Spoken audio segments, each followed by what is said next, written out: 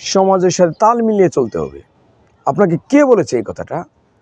সমাজের সাথে তাল মিলিয়ে চলতে হবে, কে বলেছে এই কথাটা? ইসলামের সাথে আপনি তাল মিলিয়ে চলবেন। ইসলাম যা বলেছে সেটার সাথে যদি আপনার সমাজ মিলে, তাহলে এই সমাজের সাথে আপনি চলবেন। ইসলাম অনুযায়ী সমাজ চলবে, সমাজ অনুযায়ী ইসলাম চলবে। বলেন তো, ইসলাম অনুযায়ী আপনাকে সমাজ চালাতে হবে। উল্টা কথা কেন বলেন আপনি?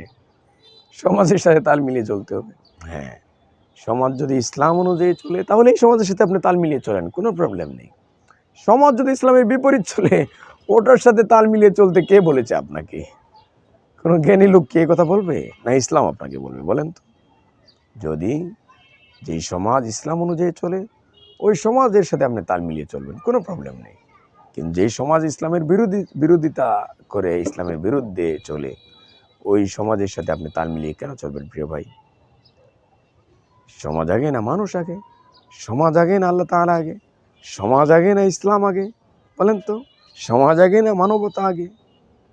মানবতা আগে। সমাজ আগে না ইসলাম আগে? ইসলাম আগে। সমাজ আগে না আল্লাহ তাআলা আগে? আল্লাহ তাআলা আগে। তাহলে ইসলাম, মানবতা, আল্লাহ তাআলা যা বলেছেন, এই অনুযায়ী যেই সমাজ চলবে, ওই সমাজের সাথে আপনি মিলেমিশে চলবেন। এই জন্য আমাদের সমাজে অনেক বিষয়গুলো নিয়ে বর্তমান সময় একটা ক্রাইসিস চলছে। যেমন আমাদের সরকারিভাবে নারী সংস্কার বিষয়ক একটা কমিশন যে তৈরি করা হয়েছে, এখানে আপনি দেখবেন যে কিছু কিছু ইনফরমেশন এমনভাবে উত্থাপন করা হয়েছে যে নারী পুরুষ বাবার সম্পত্তিতে সমান অধিকার পাবে। এটা বলেন তো, রীতিমতো একটা গর্হিত কথা। এটা অবশ্যই বর্জিত একটা কথা, নিন্দনীয় কথা, ঘৃণিত কথা। ছেলে মেয়ে বাবার সম্পত্তিতে সমান কেন পাবে? আল্লাহ তাআলা যেটাকে যতটুকু দিয়েছেন, আপনি ততটুকুতে কেন সন্তুষ্ট হচ্ছেন না? আপনি তো গৃহযুদ্ধ শুরু করে দিতে চাচ্ছেন, ভাই বোনের মাঝে দ্বন্দ্ব শুরু করে দিতে চাচ্ছেন।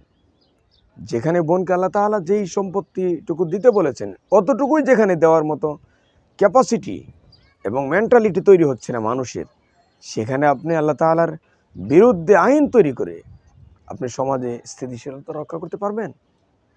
যারা এই কথাগুলো বলতেছে, গিয়ে দেখেন যে তারাই তাদের পরিবারে এই এতটুকু পরিমাণে দেয় না।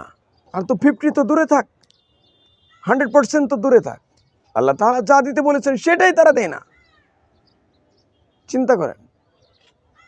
আর সেখানে যারা এই যুক্তিগুলো উত্থাপন করে, একেবারে অযৌক্তিক অন্যায় কথা এগুলো। আরও অনেক কথা রয়েছে, আমরা ইনশাল্লাহ পরবর্তী সময়ে আপনাদের সাথে আরও খোলামেলা কথা বলবো ইনশাল্লাহ।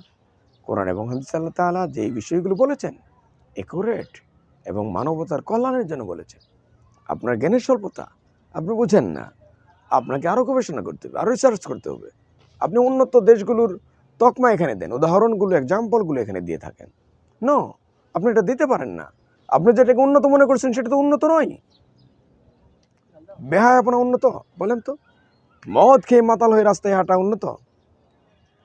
দেদারসে অবাধ ফ্রি মিক্সিং, এটা কি উন্নত বলে? বলেন তো। যেখানে দেদারসে মানুষের সাথে অন্যায় করা হচ্ছে, সেটাকে আপনি উন্নত বলতে চান? আপনি উন্নতর ডেফিনিশন জানেন না, এজন্য আপনি সেটাকে উন্নত মনে করতেছেন। আমেরিকান, চীন, জাপান, লন্ডন, ওখানে যে সমাজ ব্যবস্থাটা চলছে, একেবারে অসভ্য একটা সমাজ ব্যবস্থা চলছে। আপনি চিন্তা করেন না, এজন্য আপনি খুঁজে পান না। আপনাকে চিন্তা করতে হবে, খুঁজে পেতে হবে।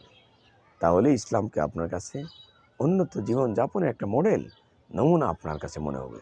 আল্লাহ তাআলা আমাদের ইসলামকে উন্নত নমুনা, উন্নত মডেল হিসেবে বোঝার তৌফিক দান করুন। আসসালামু আলাইকুম।